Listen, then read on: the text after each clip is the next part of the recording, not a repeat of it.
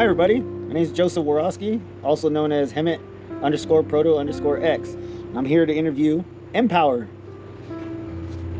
So the first question on the agenda today is, did the passing of Mark, aka Ray Diaz, have any effect on you guys? And how did it affect you guys?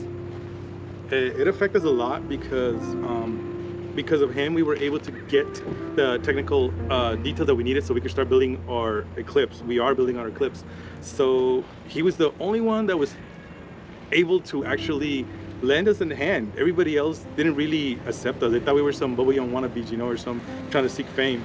And he did. He saw us and he saw the goal in us, the potential that what we could do.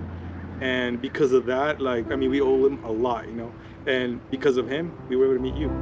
It took a toll on me too. When I found out the day he passed, I wasn't 100% at work, and I was trying to keep myself from breaking down because my you know how Instagram has memories, and one of them popped up of me and him and my dad taking a photo, and I had to step away from work for a good 30 minutes because I'm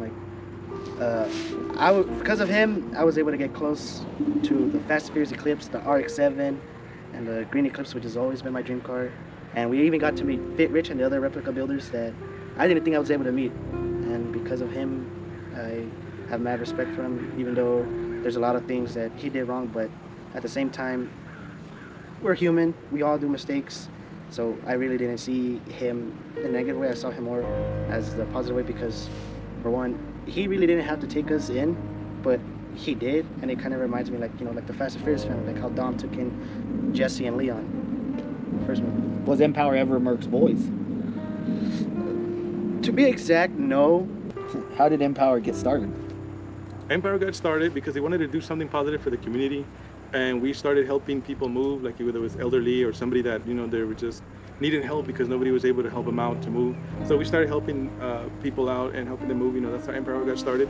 And then when COVID hit, we started going out doing hiking trips, and from there, because everybody's going hiking too, it was too much. So we went, you know what? Let's go out and do something different. So that's when we went to the Too Fast, Too Furious battle promo, which was in downtown LA, and it got raided. I remember that. Like 10 minutes afterwards. After we left, because I seen the cop go by, so I was like, does not look good. I think we need to go. I mean, he didn't want to go, but I'm like, we gotta go now.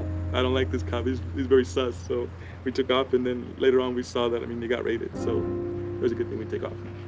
What type of cars are you guys into? Well, me personally, I'm into JDM, but there's a couple muscle cars, exotic cars, and old school that I like.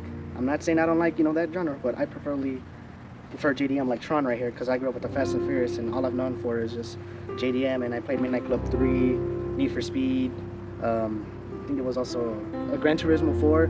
So I got into mostly JDM, and you can ask my dad how many multiple JDM Hot Wheels and cars that he had to spend because had to buy. I was like, I want it, and for him to please me and to be quiet after he came out of work. So so I preferably am into JDM, but I show love to every car.